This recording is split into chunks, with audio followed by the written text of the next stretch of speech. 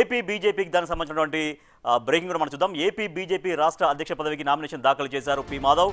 5 సెట్లు నామినేషన్ దాఖలు చేశారు. రేపు అధికారికంగా ప్రకటన వెలువడనుంది. ఇప్పటి వరకు ఒకే ఒక్క నామినేషన్ దాఖలైంది. దీంతో ఆయన ఎన్నిక లాంఛనమే అని చెప్పవచ్చు.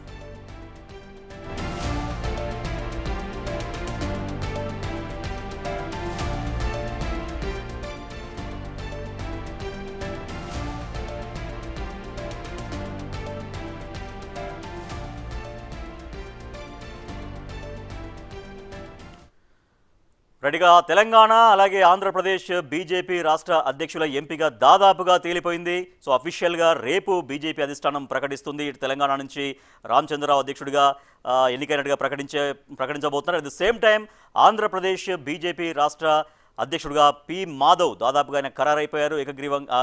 ఒకే ఒక్క నామినేషన్ అయింది కాబట్టి ఆయన ఎన్నికల లాంఛనమే. సో మా ప్రతినిధి సాయి శంకర్ మరింత సమాచారం ఉంది. Sir, Sai Shankar, AP BJP అధ్యక్షుడిగా దాదాపుగా పి మాధవ్ పేరు ఖరారు అయిపోయింది, ఎందుకంటే ఒకే ఒక్క నామినేషన్ దాఖలైంది కాబట్టి.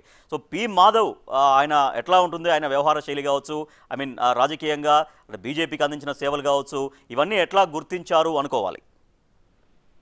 ప్రధానంగా మాధవ్ గత కొంతకాలంగా చాలా ఏళ్ల నుంచి బీజేపీకి యాక్టివ్ పర్సన్ గా ఉన్నటువంటి నేతల్లో ముఖ్య నేతగా చెప్పుకోవచ్చు.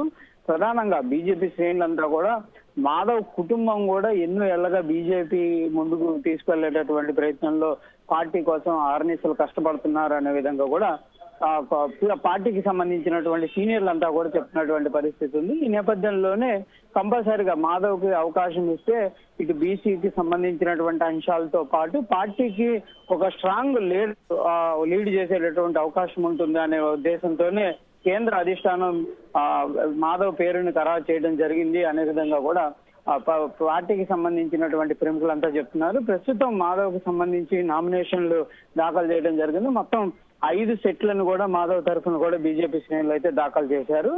ఇంకా ఎవరు కూడా దాఖలు చేసినటువంటి నామినేషన్ లేదు కాబట్టి కంపల్సరిగా ఫినామిరస్ గా మాధవ్ నే ఏపీ బీజేపీ రాష్ట్ర అధ్యక్షుడిగా కూడా ఎన్నికయ్యేటటువంటి అవకాశం ఉంది. రేపు అధికారికంగా కూడా ప్రకటన చేయనున్నారు. రేపు ఉదయం 10 గంటల సమయం తర్వాత ఈ యొక్క ఎన్నికకి సంబంధించి అధికారిక ప్రకటన అనేది వెలువడనుంది. అయితే సాయంత్రం వరకు అంటే మరికొద్ది 1 గంట వరకు సమయం ఇచ్చారు. ఇప్పటి వరకు అయితే ఎవరు వచ్చినటువంటి పరిస్థితి లేదు. సాయంత్రం సమయంలో ఈ నామినేషన్లు ఏవైతే పరిశీలన జరుగుతుంది దాంట్లో యునామిరస్ గా కూడా ఈయనకు ప్రకటించేటటువంటి అవకాశాలు ఉన్నాయి. రేపు అధికారికంగా కూడా మాధవ్ని అయితే ప్రకటించేటటువంటి అవకాశాలు కనిపిస్తున్నాయి.